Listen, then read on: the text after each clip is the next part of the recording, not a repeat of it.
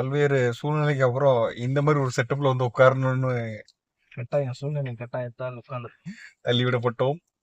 ஏனென்றால் எங்க இருந்தாலும் செய்தி கட்டாயம் போய் கட்டாயம் போய் அந்த அளவுக்கு ரொம்ப டெடிகேட்டிவா சந்தோஷம் இருந்ததுனால மட்டும் இந்த வீடியோ ரெக்கார்ட் பண்ணப்படுகிறது. இன்னொன்று சமுதாயம் மேல ஒரு அக்கறை தான். ஏன்னா இப்போ சமீபமா என்ன சொல்ல திருப்பரங்குன்றம் அங்க நடக்கிற ஒரு ஒரு சம்பவம் என்னன்னா, பாபர் மசூதியில என்ன மாதிரி பண்ணாங்களோ அதே மாதிரி எங்கேயும் கொண்டு வந்துடலாம்ங்கிற ஸ்கெட்ச் தான் அது. அது நம்ம தொடர்ந்து விளக்குறதுனால மக்கள் தெளிவடைஞ்சிருவாங்க. இன்னொன்னு, மக்களுக்கு அடிப்படையிலேயே பல வருஷம் பல ஆண்டு காலமா வந்துட்டு முஸ்லீம்களும் இந்துக்களும் அங்க வந்து ரொம்ப அந்யூன்யமா உறவுமுறை சொல்லி பழகி பேசிக்கிட்டு இருக்காங்க. உணவு பரிமாறுறதுலும் அந்த மாதிரி வேலைகளும் நடந்துகிட்டு இருக்கு. பழி கொடுக்கறது இதெல்லாம் வந்துட்டு பல வருட காலங்க பல நூற்றாண்டுகளா நடந்து கொண்டு இருக்கிற வழக்கத்தை அப்படியே இவங்க மாத்தணும், அது வந்து அப்படி இல்லை அப்படின்னு சொல்லி பெரிய கூட்டம் கொண்டு போற மாதிரி ஒரு 100 பேரோ 200 பேரோ என்னமோ போயிருப்பாங்க. 2000-3000 பேர் பண்ற மாதிரி எடிட்டிங் பண்ணி அதை மேட்ச் பண்ணி காட்டியிருக்காங்க. ஆனா போலீசார்கள் என்னமோ 1000 பேர் போனது உண்மைதான். ஏன்னா இங்க இருந்து எச்ராஜா வந்து படையெடுத்து கிளம்பியிருக்காரு. எங்க திருவரங்குன்றம் நோக்கி கிளம்பியிருக்காரு. அவர் அங்கே பாதிலே நிப்பாட்டி மேல்பொண்ணும் இவனுங்க குழப்பத்தை உண்டாக்கிட்டே தானே இருக்காங்க. எல்லா ஜாதி சங்கத்துக்கும் கடிதம் எழுதி கொடுத்துருக்காங்க. இதே மாதிரி நாங்க போராட்டம், இந்துக்களே ஒன்று திரண்டுங்க. ஏதாவது இந்துக்கள் ஒன்று திரளுது, கருவறை நுழைவுக்கு எவனும் ஒன்று திர மாட்டானுங்க. இந்த மாதிரி கலவரத்தை உண்டாக்க மட்டும் இந்த இந்துக்களை ஒன்று திரட்டி கொண்டு போற வேலையை பார்ப்பானுங்க. நேற்று காலில இருந்து அவ்வளவு செய்தி, இந்த மாதிரி 144 தடை உத்தரவு போட்டிருக்காங்க. மதுரை மாவட்டம் முழுக்க வந்து தடை உத்தரவு நீடிக்கப்பட்டிருக்கு. 1000 போலீஸ் 1500 போலீஸ் வந்து குவிக்கப்பட்டிருக்காங்க அப்படின்னு அவ்வளவு ஒரு டிராமா வந்து கிரியேட் பண்ணிக்கிட்டே இருக்கானுங்க தொடர்ச்சியா. இது எப்படி மாறும்னா, சமுதாயத்துக்குள்ள அதாவது கடையில போய் பால் பாக்கெட் வாங்கணும், குழந்தைக்கு பால் பாக்கெட் வாங்க கூட கடையை க்ளோஸ் பண்ணி அப்படியே வாங்க முடியும். ஸோ அப்போது இயற்கையாக ஒரு வெறுப்புணர்வு வரும். ஏன் அவங்களுக்காண்டி நாங்கள் ஏன் இப்படி இருக்கணும், இவனும் பண்றதுனால தானே அவனும் நிப்பாட்ட வேண்டியதானே, ஆடு வெட்டுறதை நிப்பாட்ட வேண்டியதானே அப்படி மாதிரி வார்த்தைகள் மாறும்ன்ட்டு. ஸோ இந்த மாதிரி சமுதாய பிரச்சனையை உண்டாக்குறது தான் இந்த மாதிரி வேலைகளை தொடர்ந்து பண்ணிக்கிட்டே இருக்கிறாங்க. இது இவனுங்க பண்றது சரி, இது காலங்காலமா நடக்கிறது தான், வடநாட்டுல இருந்து இங்க கொண்டு வந்திருக்கானுங்க. ஆனா அது மக்களிடையே ஒரு குழப்பத்தை உண்டாக்குது இல்லையா? இப்ப 144 தடை உத்தரவு போட்டிருக்காங்க. இது மக்களிடையே ஒரு உணர்வை உண்டாக்கும். உண்மையிலேயே நம்ம வந்து முஸ்லீம்களால் வந்து அச்சுறுத்தப்படுத்துருவோமா, அவங்கள வந்து நம்மளுடைய உரிமைகளையும் அவங்களுக்காக விட்டு கொடுக்குறோமா அப்படிங்கிற ஒரு குழப்பத்துக்குள்ள மக்களே போயிடுவாங்க. இதுதான் பிரெயின் கேம் மாதிரி விளையாடுறானுங்க. இல்ல, மக்கள் கொஞ்சம் தெளிவா இருக்கிற மாதிரி தான் இருக்கு. ஏன்னா அவங்க வந்து சொல்றாங்க இது மாதிரி இவங்க யாருங்க, நாங்கெல்லாம் ஒன்னு முன்னா அண்ணி அத்தன்னு சொல்லி பார்த்து பேசிக்கிட்டு இருக்கோம், இவங்க என்ன வந்து என்ன பண்ணிட போறாங்க, தனியா தெரியுது அந்த குரூப். ஆமா, அந்த இயற்கையா இருக்க குரூப் தனியா தெரியுது, அந்த குரூப் செயற்கையா வர குரூப் தனியா தெரியுது. இந்த பிரச்சனைய ஆரம்பத்தில இருந்தே வந்து பாத்தீங்கன்னா தூண்டுகோல் தான். அதாவது சின்ன சின்ன இடத்துல இருந்து தமிழ்நாட்டுல எப்படியாவது ஒரு கலவரத்தை உண்டு பண்ணிடணும், அதன் மூலமா பாரதிய ஜனதாவோட சித்தாந்தத்தை கொஞ்சம் கொஞ்சமா நிலைநிறுத்தி அதன் பிறகு ஆட்சியை பிடிக்கலாம் அப்படிங்கிற ஒரு செயல் திட்டம் வந்து அவங்களுக்கு இன்னைக்கு நேரத்துல கடந்த 100 வருஷமா இருக்கு. ஆனாலும் அதை செயல்படுத்துறதுக்கு இப்ப அவங்களுக்கு ரொம்ப தோதுவா இருக்கு. காரணம் என்னன்னா, ஒன்றியத்துல இருக்கக்கூடிய பாரதிய ஜனதா கட்சி ஆட்சியில இருக்கிறதுனால அதன் மூலயமா உளவுத்துறை, உள்துறை இப்படியான இந்த டிபார்ட்மெண்ட்ல பாத்தீங்கன்னா அரசு ஊழியர்களா சேரக்கூடியவங்களை வந்து தன்வயப்படுத்தி அவங்க கிட்ட வந்து இந்து மதத்தை சித்தாந்தத்தை திணிச்சு அவங்க தமிழ்நாட்டுக்குள்ள இறக்கி விடப்படுறாங்க. இப்ப சமீபத்துல பாத்தீங்கன்னா அண்ணாமலை தேர்தலில் நிற்கும் போது அண்ணாமலைக்கு தேர்தல் அதிகாரியா யார் வந்தாங்கன்னு பாத்தீங்கன்னா அண்ணாமலை கூட படிச்ச ஒரு ஆளே வராரு. இது எப்படி ஒரு நேர்மையான தேர்தலா இருக்கும்? அதே மாதிரிதான் இப்போ தமிழ்நாட்டுக்குள்ள இந்து மதம்ங்கிற அந்த சிந்தனைய தூண்டிக்கிட்டே இருக்கிறாங்க. இங்க வந்து மதம் வேற, அரசியல் வேற, ஜாதி வேற அப்படிங்கிற தெளிவோடு தமிழ்நாட்டுல இருக்கிறதுனாலதான் இன்னைக்கு வரைக்கும் நம்ம கட்டுக்கோப்பா எந்த வித கலவரமும் இல்லாம இருக்கும். அது இது மட்டும் இல்ல, தொடர்ச்சியா நீங்க இதுல எது ஆரம்பிச்சிச்சு அப்படின்னு கேட்டீங்கன்னா, மதுரை ஹைகோர்ட் பாத்துருப்பீங்க, பெஞ்ச் கோர்ட் அப்படின்ட்டு. அதுல இவனுங்க ஆதிக்கத்தை முதல்ல அங்கதான் செலுத்த ஆரம்பிச்சானுங்க. அங்க வரக்கூடிய கேஸ் எல்லாம் இவனுக்கு லாபகரமா எல்லாரையும் அங்கிருந்து தான் வந்து அவங்களுடைய படையை அங்கிருந்து தான் திரட்டினானுங்க. நீதிபதிகளே கரப்ஷன் ஆயிட்டாங்க, எல்லாரையும் பாதி பேர் விலை கொடுத்து வாங்கிட்டாங்க. இல்ல, அதே பட்டியல பாத்துக்கிட்டீங்கன்னா, நீங்க சொன்ன மாதிரியே பாத்துக்கிட்டீங்கன்னா, இப்ப வந்துட்டு ஆன்லைன்ல இந்த தேவாரம் கத்துத்தரோம், திருவாசம் கத்துத்தரோம் சொல்லி எல்லா பெண்களையும் ஒன்றிணைக்கிறோம் அப்படின்னு சொல்லி வீடியோல ஆன்லைன்ல கத்துத்தரோம் சொல்லிட்டு பண்றாங்க. அவங்களுக்கு ரைட் விங்ஸ் எல்லாமே ஃபண்ட் கொடுக்குறாங்க. ஸோ அவங்க ஆன்லைன்ல கத்தாருன்னு சொல்லிட்டு பல மாதங்கள் இது நடந்து அப்படியே நடைபெற்று போயிட்டே இருக்கும்போது தேர்தல் வரும்போது அவங்க இதையும் சொல்லுவாங்க, இதே மாதிரி நம்ம தேவாரம் திருவாசகம் தொடர்ந்து படிக்கணும்னா இதே மாதிரி இவங்களுக்கு ஓட்டு போடுங்க அப்படிங்கிற மாதிரி தேர்தல் பிரச்சாரம் நடக்க இருக்கும் இதுல வந்துட்டு. ஸோ இதோட பேராபத்தை தமிழ்நாடு வந்துட்டு இதோட பேராபத்தை தமிழ்நாடு ரொம்ப கவனமா உன்னிவே பார்த்து அதை வந்து கலந்தாயணும். ஸோ வந்துட்டு இன்னும் கொஞ்சம் பார்த்தீங்கன்னா தராச ஷாம் பேசுறதை நான் சமீபமாக கேட்டோம்.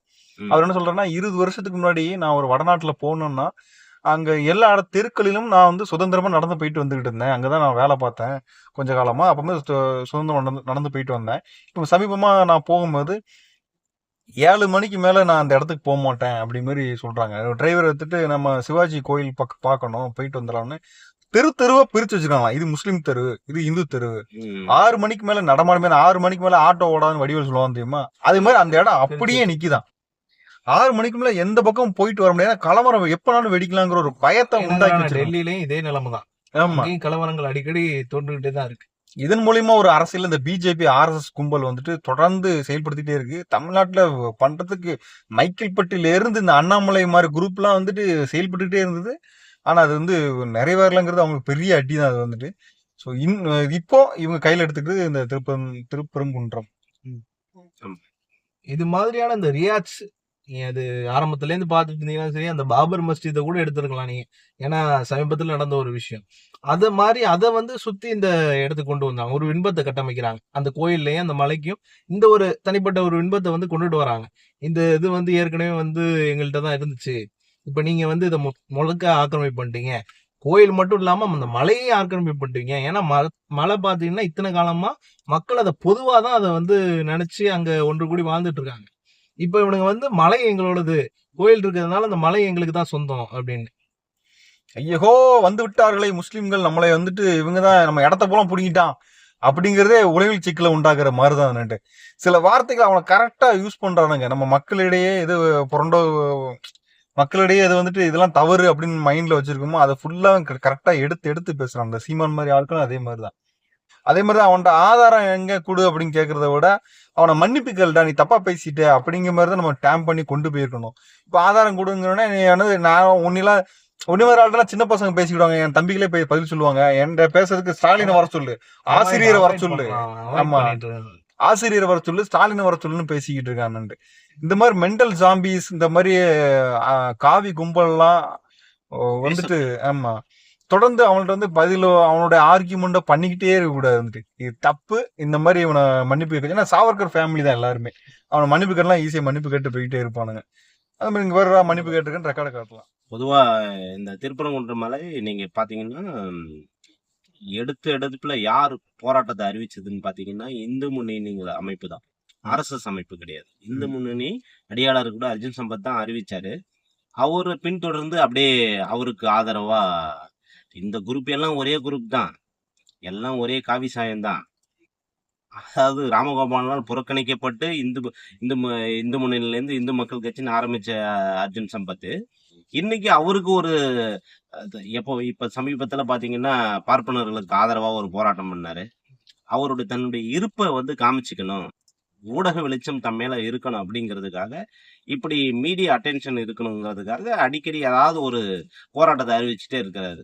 இதெல்லாம் தேவையில்லாத போராட்டம். மக்கள் நாம தேவைப்பட்டா சாமி கும்பிடுறோம், தேவையில்லைன்னா வீட்டுக்கு வரான், அமைதியா இருக்கிறானுங்க.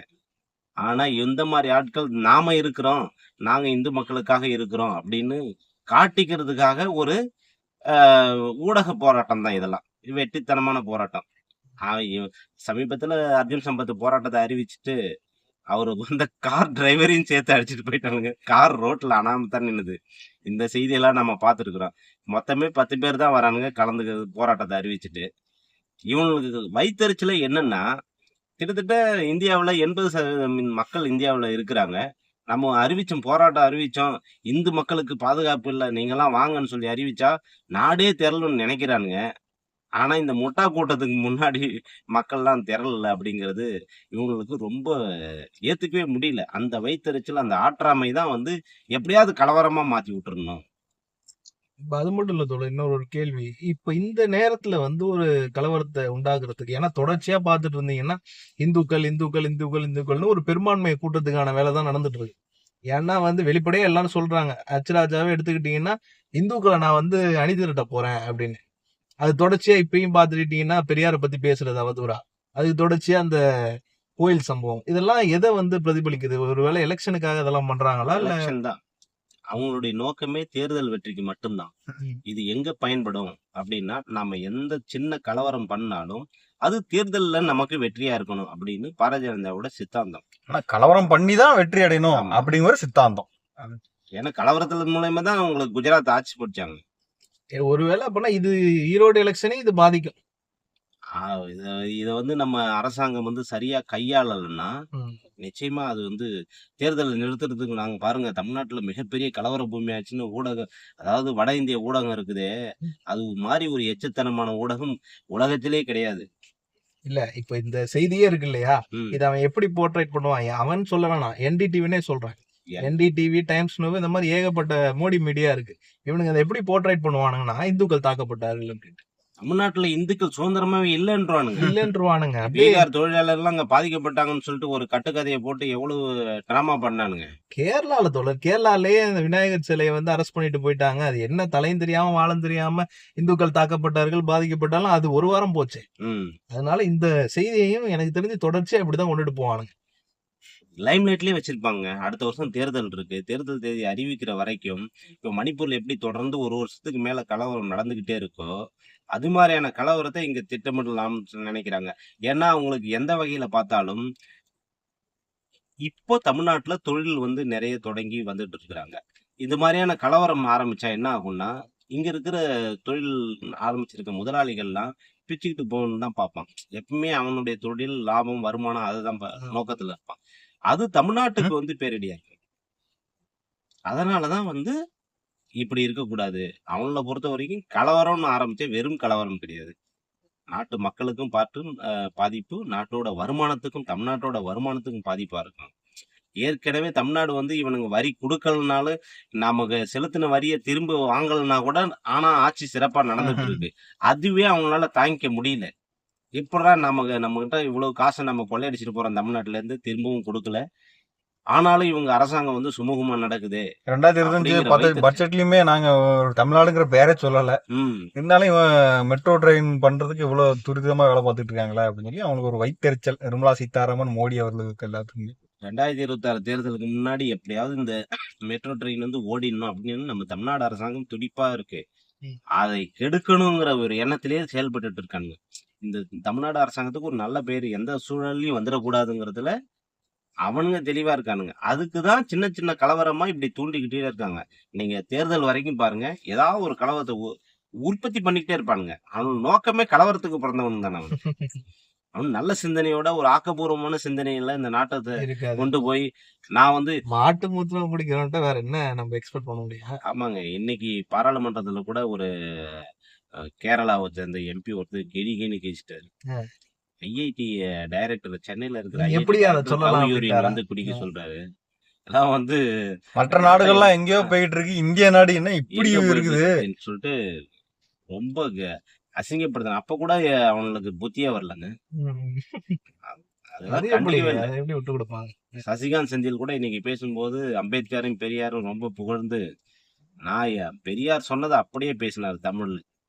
நான் என்ன சொன்னேன்னா, உன் பொத்துக்கும் உன் பொது அறிவுக்கும் எது பொருந்துதோ அதை எடுத்துக்கோ. நானே சொல்லியிருந்தாலும் யாரோ சொல்லியிருந்தாலும் கேட்டுக்காது. உன் பொது அறிவுக்கு என்ன வருதோ தெளிவா அதை தமிழ்ல சொல்லிட்டாரு. அதை பதிய வச்சுட்டாரு. அதுவும் பெரியார் சொன்னதுன்னு சொல்லிட்டு. ஏற்கனவே பல பேர் பெரியார் சொன்னத பாராளுமன்றத்துல பேசியிருக்காங்க. இப்ப இவரும் பேசியிருக்காரு. இதுக்கப்புறமாவது அந்த மாட்டு மூலையில கொஞ்சமாவது குறைக்கும். திருப்பரங்குன்றம் மட்டுமல்ல, நீங்க இன்னும் எத்தனை ஆயுதத்தை எடுத்துட்டு வந்தாலும் இது பெரியார் மண் என்ற காரணத்தால் உங்க ஆயுதம் எல்லாமே தவிடுபடியாக்கப்படும் என்று சொல்லிக்கொண்டு முடிக்கிறோம். நன்றி, வணக்கம்.